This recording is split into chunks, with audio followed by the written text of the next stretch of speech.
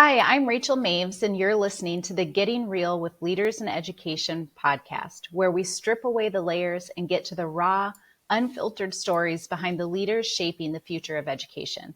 My guest today is Jannelle Kubinec, CEO of WestEd. As WestEd's Chief Executive Officer, Jannelle brings over 24 years of experience transforming outcomes for children, youth, and their families through research, policy, and technical assistance.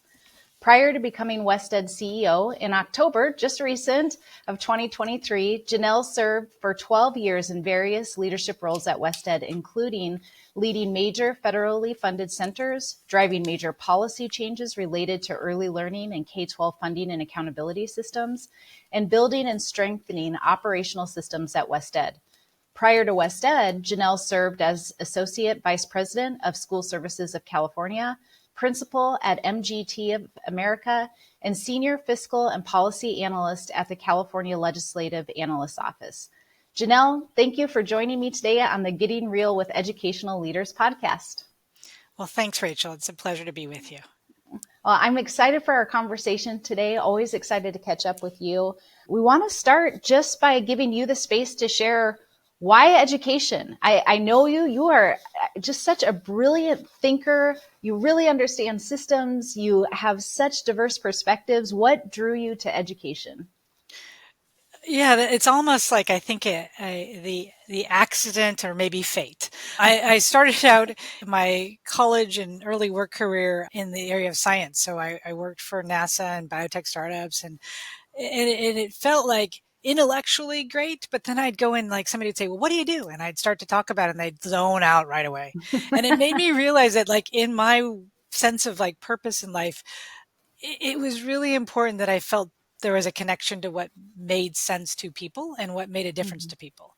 And so, finding my way into education policy in particular, was just like this dream world of like, this is a perfect fit for being able to use analytical skills, to think about problems that make a difference to people and lives. And so I have not looked back in that almost 30 years of time and just saying, like, getting to work on things like, what's the best way to fund schools? What does it mean to support professional learning for teachers, and how do you manifest change? What does it mean to ask for data, use data, and then transform instruction with data? So I've been able to work on all sorts of what I'll say are important to me, and I hope important to the impact I seek to have through education. And I think ultimately we're all products of education, and the better it is, the better we are.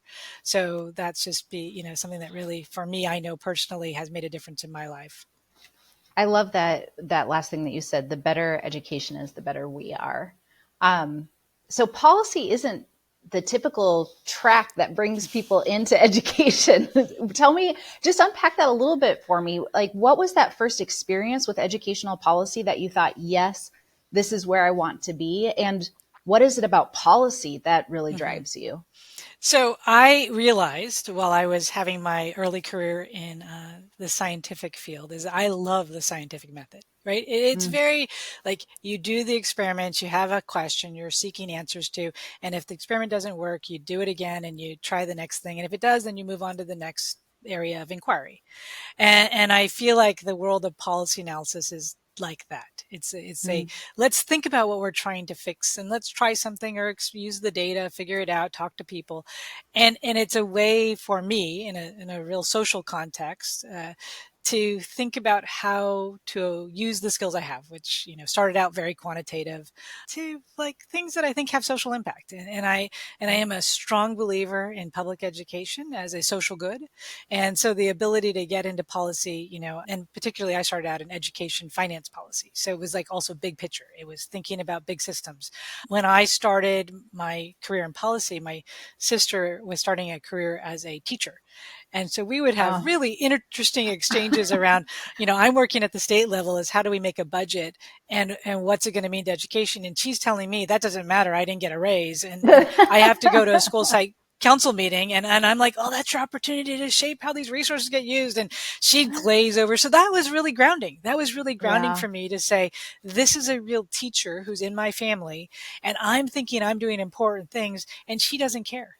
Right. And that's she right. she thinks it's just so abstract that, and so I feel like I've had a nice sort of reality check at times around it's not just be the good thinker, but it's also be the believer in what the system can hold, how who's holding that, where the agency lies in the system, and Yeah. how to affect that through the skills I have. But it actually has to be done in combination with others that have other skills around, what does it mean to support learning, and what does it look like to, actually lead schools. And so I feel like I've been able to form really good partnerships over the years to bring out what I can offer, and to put that in places that make a difference. I love that. And I think that what you described, that discrepancy isn't the right word, disconnect probably Mm. is a better word, between this statewide policy, but then Hmm. what is actually concretely happening within the classroom, Yeah. and how these intersect, and the importance of it. And I remember when I was a superintendent serving on the small school districts panel that would provide feedback to the state. And that was my first time where I caught Mm. that bug like you, where I thought, Yeah. oh my gosh, there's this whole other world. And how do we think deeply and enact policy for good that leads to a strong implementation and touches the classroom in a really important way, versus what, I mean, we've seen what bad policy looks like, and the ripple effect that it causes. So I love that. I think it's really important, and probably something that we don't talk about enough in Well, and I education. think there's sort of a presumption that if somebody, let's call it in the hierarchy, higher up, so often the state says you should do something, or says this is what we have resources for, there's a sense of, oh, they must be right. I must be missing Yeah. something. And I often say That's to folks, like, at the state level, we're just taking a blunt kind of estimation of what you need. And ultimately, what do you need? How do you want to do it? And don't that's right. presume that we had the right conception of it. And so That's right. be willing to put forward your practice. And I feel like that's been just, a real opportunity in my career, is to be in that intersect of what's happening locally to what's happening in the state, and to be somewhat of that communicator translator, because I think we ultimately need a system that there's a sense of interplay between local Yes. practice and state policy, and state policy and local practice. And a lot of this is like, we're in education, so it's not like we pause and stop educating. It's the planes flying, and we're trying to, That's right. retrofit some pieces to it. So there's just it's a hard environment to make change. I think it's a hard environment to, like, even have the moments where you can say, I'm taking a pause and going to think about this some. We're just such in a do mode across, much of our work. Yeah, that's right. So let's transition to that next question, because I think Hmm. that it ties into, as we're thinking about the education landscape as it currently exists. What keeps you up at night? I mean, we've just had Yeah. massive impacts to educate K-12 education in the last 3 years. And I think it's resonating deeply with everyone. And what is that for you as you think about it? Yeah, I think for me, and I'll just, I'm going to take a liberty here and say I actually fall asleep just fine. It's that I wake up every morning like, oh, it's like, let's like, it's, so what wakes me up in the morning and gives me some sense of urgency and purpose is, I think there's two things. And this is really some of it's pre-pandemic, and I think has been, you can see it in a different way with post-pandemic, is first off, it's what I see as what have been persistent gaps in opportunities and outcomes. And they're absolutely tied to race and to some degree income. We knew that pre-pandemic. And what we found in the pandemic was higher levels of disengagement, lower levels of performance, and Yeah. on those lines of race and income. And so we see those, and now we talk about, learning loss, we talk about accelerating learning, we talk about all these things, and it's no different actually in underlining population and underlining areas than what we had pre-pandemic. But guess what? Those gaps are bigger. That's So right. that's on one dimension. I worry that we have yet to fully recover for what it means to truly address what are important gaps to close. I think the other thing is the people, the toll that we saw taken during the pandemic on teachers and Mm, their sense of like, I'm at home and I'm trying to teach and I have my kids at home and I have lots of things I'm trying to do. And I think true for most of our teachers, they got into this because of the relationships they build with students. that's right. And the pandemic really made it challenging for students to have relationships with their teachers, teachers to have relationships with their students and their colleagues, and students to have relationships with each other. And I think we are bearing, we have residual stress and strain from that. And I worry that, just as we've looked and, the workforce has changed and we talk about this, like people working from home. Well, guess what? That's not how education works, right? So there's That's this right. dimension of like, we're back to the same mode of what working looks like in education. And the world, though, has changed some. So, what's education looking like? I think for the workforce, the other thing I'm concerned about is, we've seen this too with higher education. So, people are going and saying, well, is it really worth like paying for a degree and all the things I have to do? Maybe I'll get a certificate. Maybe I'll, go into this apprenticeship or internship process. In teaching, we've largely held to a model that is bolted onto higher ed. You get That's your right. 4-year degree, you get your, your credential, your master's, and you move through a step and column process for most of our salary schedules.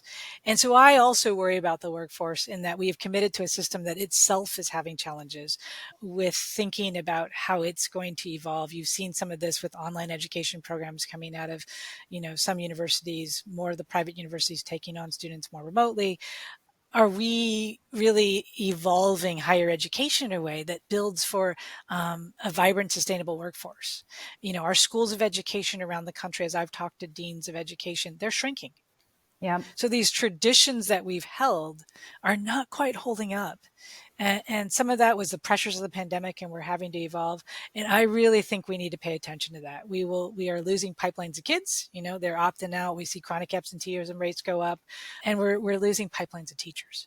Yeah. And, I think similar to what you were sharing about the students and the gaps that we were seeing persistently Mm-hmm. with the students, some of the same issues we were seeing with teachers in the Yep. teacher pipeline. But I think what you're really putting your finger on is that the pandemic exacerbated all of that. What Yeah. what we saw as these cracks have become massive chasms. And we have to figure out a way to address that. And you said something that I wanted to come back to, Jannelle, just quickly about for students that and for teachers, I would say we're seeing the residual stress and strain from the pandemic. And because I know you're a bit of a data wonk too, as you're looking at the data, where do you see that manifesting itself?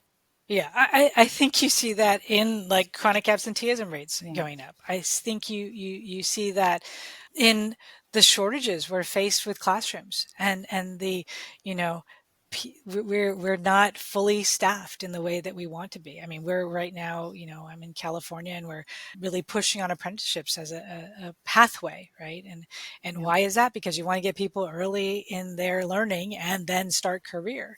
But I think that, you also see this in the ways that students are building relationships with each other. I hear this repeatedly. I mean, so this is some of the school climate data. Yeah. This is the observations that we're making about students' sense of engagement and purpose in school. We are still trying to rebuild some of the social fabric that makes school part of community. And Yeah. that's because school was part of home and if you wanted it or not. So that sense of optionality, I think we still have to get over. Yeah. So as you're thinking about next steps Hmm. and what that landscape looks like to move forward, what do you think are like the most promising practices that are starting to emerge to address some of the issues that you've just laid out? Well, so I think, one is let's attend to what learning engagement looks like, right? Mm, Like, what does it mean to, and I feel like we have to get past, like, if we want teachers to be treated as professionals, which I do believe that is why they're here, then let's not give them everything to say and read the script, right? I mean, I think that notion of creative agency to meet standards really has somewhere been lost in some of our educational programs. It's like, we need teachers to know they matter. And they yeah. matter not because they can follow a script or a pacing guide, but they matter because they bring what makes learning personal, which Yeah. is both their attention, it's their creativity, it's their minds and their care and concern and their heart for students.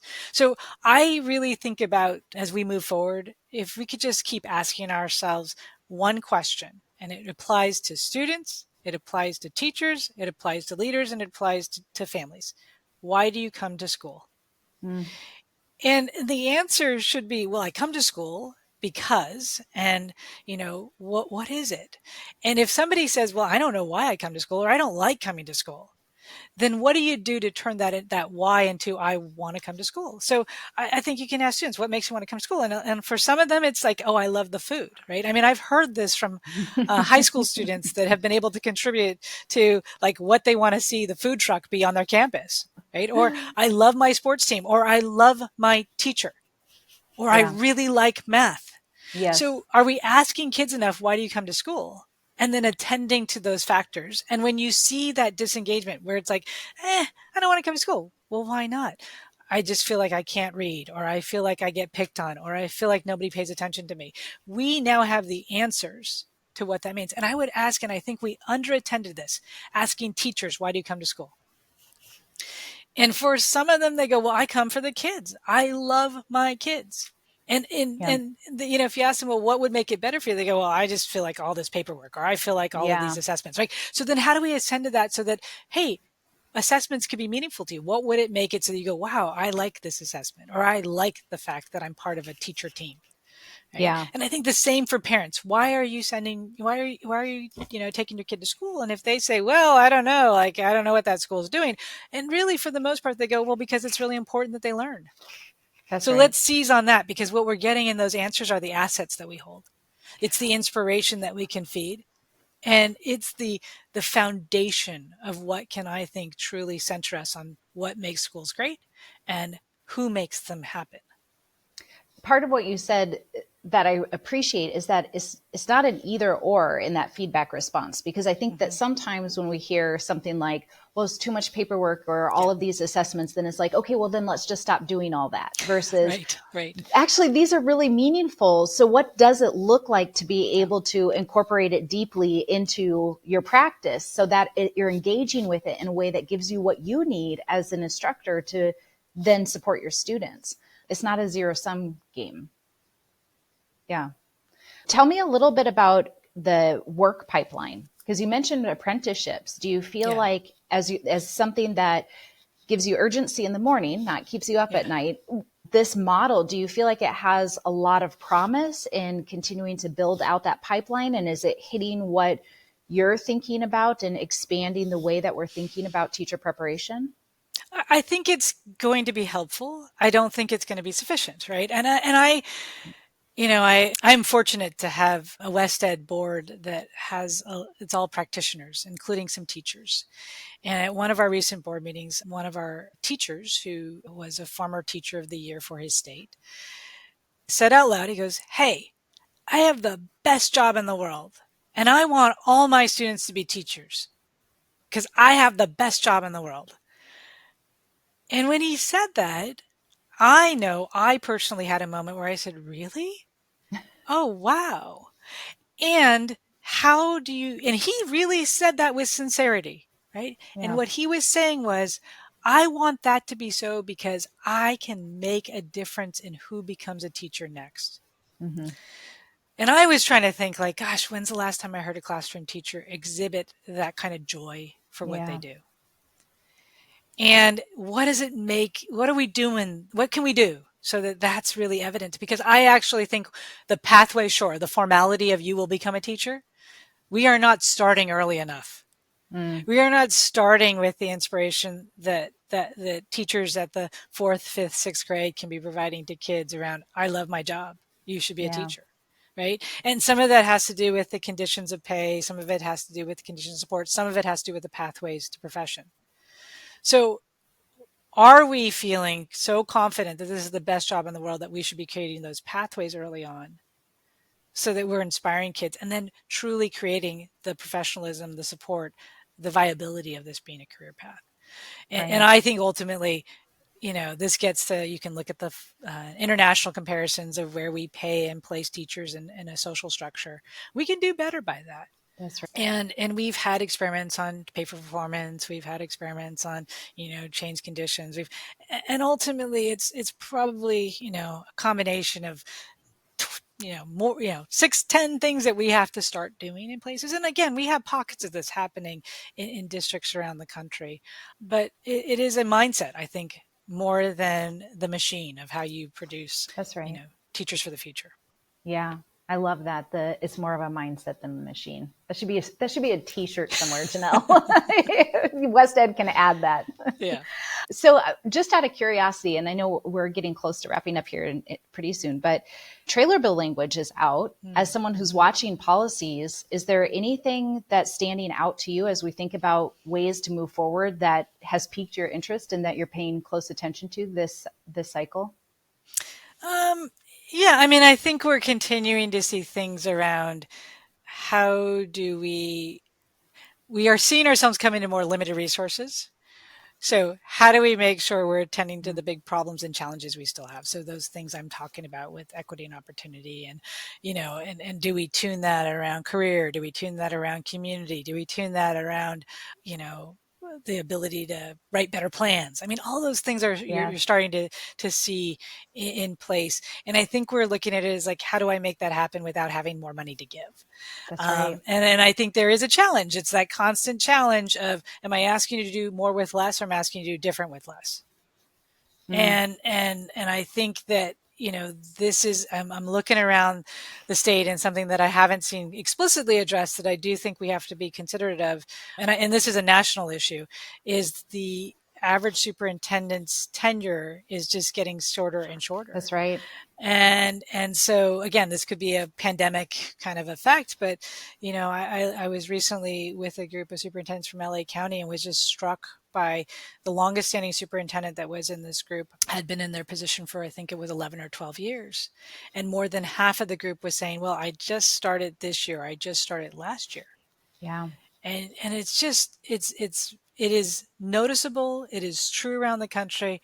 And so while we look at some of these legislative changes and where they're coming, you have a whole lot of people that this is their first rodeo on this stuff. Yeah. This is their, and they're doing it in an environment where we're asking people to do this. You can feel like doing more with less, or doing differently with less, and they weren't the ones that created what's there. So I think there's a adoption, implementation, leadership challenge that is yet to be addressed. And I think we have known, I was involved with the Getting Down to Facts studies years ago, and one of the things we know is that financial stability of a district is very much correlated with the tenure of the chief business official, which is very much correlated with the tenure of the superintendent. Right.